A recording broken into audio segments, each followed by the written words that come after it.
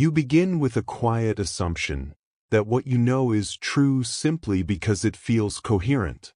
Your conclusions make sense to you, and that sense of internal agreement becomes the foundation of your confidence. Yet Al-Ghazali asks you to pause here. He questions whether familiarity has been mistaken for truth, and whether mental comfort has been mistaken for certainty. He challenges the basic premise that the mind can authenticate its own judgments while relying on the very structure it aims to evaluate. You start to see the circularity. The mind verifies its conclusions using the same faculties under examination. If certainty depends entirely on the intellect's self-endorsement, what stands outside the intellect to confirm its accuracy? Al-Ghazali lived in a world where scholarship shaped authority. In 11th century Baghdad, jurists argued with precision, philosophers emphasized logic, theologians defended doctrine, and mystics sought inward clarity.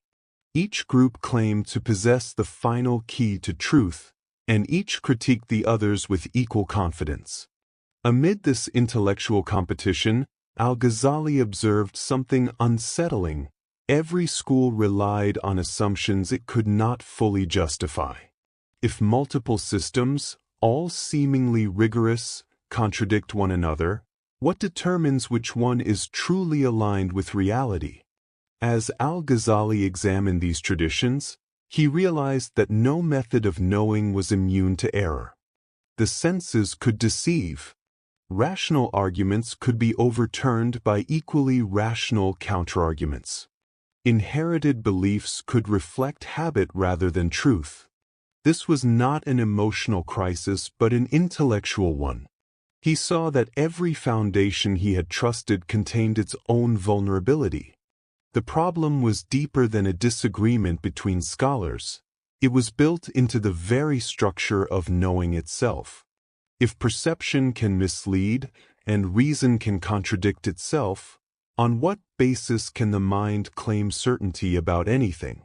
You begin to recognize how often the intellect operates without examining the premises that support its judgments.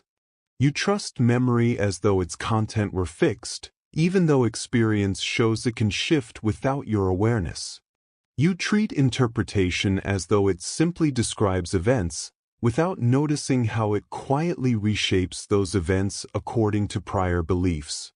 You rely on reasoning as though logic stands independent of the mind that executes it. Al-Ghazali draws attention to this hidden layer, the unspoken assumptions beneath every conclusion. These assumptions are not questioned because the mind treats them as obvious, not realizing that their seeming obviousness comes from habit rather than certainty. When these underlying premises go unexamined, the structure of thought may rest on foundations that have never been tested. If the mind relies on unnoticed assumptions to justify its judgments, how does it distinguish what is true from what merely appears self-consistent? Reason reveals patterns, clarifies relationships, and exposes contradictions. Its structure allows you to move from premises to conclusions with precision. But Al-Ghazali warns that this strength is also a vulnerability. Reason can only produce conclusions that match the assumptions you begin with. If the premises are inaccurate, the reasoning may remain flawless while the conclusion is entirely false. This creates a peculiar difficulty. Rational systems can be internally consistent yet externally uncertain. A set of ideas can form a perfect conceptual structure without guaranteeing that the structure corresponds to reality. The mind may become convinced because the system feels elegant, not because it is true. Al-Ghazali saw how easily the intellect becomes persuaded by order, mistaking coherence for accuracy. A rational argument can support truth, but it can also defend illusion with equal sophistication. If reason can reinforce both truth and falsehood depending on initial assumptions, what allows you to trust the conclusions it produces? You tend to view your intellect as an independent observer. a faculty that stands apart from the world and evaluates it objectively. Al-Ghazali challenges this view. He points out that the mind is shaped by language, environment, memory, and habit. These influences create the framework within which reasoning occurs, meaning the intellect cannot escape the conditions that shape it. The mind uses tools it did not create, concepts learned from the environment, categories inherited from culture, and patterns absorbed over time. Yet it assumes it can use these tools to determine the nature of reality itself. This assumption of independence is rarely questioned, because the mind takes itself as the standard. Once you see this, the problem becomes clear. If the intellect is conditioned by the very world it attempts to judge, its objectivity becomes questionable. If the mind is shaped by forces beyond its control, how can it claim to stand above them when it seeks truth? Al-Ghazali immersed himself in every intellectual discipline available to him. Philosophy sharpened his reasoning, theology deepened his conceptual awareness, jurisprudence refined his analytical structure, and mysticism expanded his understanding of inward perception. Yet the more he explored, the more he saw that each discipline depended on assumptions it could not justify. This realization led him to a difficult conclusion: reason cannot verify its own validity. It cannot step beyond itself to confirm that its structure matches reality. This is not a failure of reason but a limitation built into its nature. It evaluates everything except its own foundations. At this point, the intellect reaches its boundary.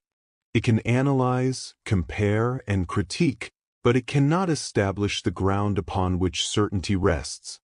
If reason cannot confirm its own reliability, what remains as the final arbiter of truth? Recognizing the limits of reason does not require abandoning rational thought. Instead, it shifts the focus toward the conditions that shape perception itself.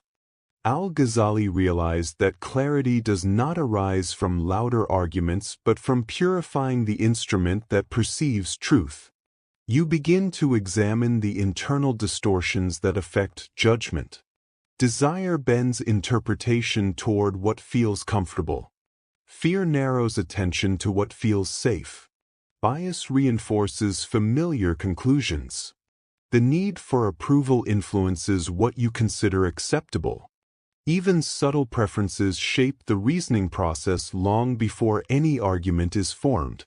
Al-Ghazali points out that these inner disturbances obscure truth more effectively than external errors. When the self intervenes, perception becomes selective, and reasoning becomes defensive. The problem is not the intellect but the interference that prevents it from seeing clearly. Purification means reducing these distortions through honest observation of how they operate. As these distortions lessen, perception becomes more stable. Truth appears less as an achievement and more as an unobstructed recognition. If your conclusions depend on the state of your inner world, how much of what you call knowledge reflects reality, and how much reflects your own condition? After exhausting the capacities of reason and addressing the distortions of inward perception, Al-Ghazali experienced a shift that was neither emotional nor intellectual. Certainty appeared not through new arguments but through a deeper alignment of awareness itself. The mind became clear enough to recognize truth without imposing its own structure upon it.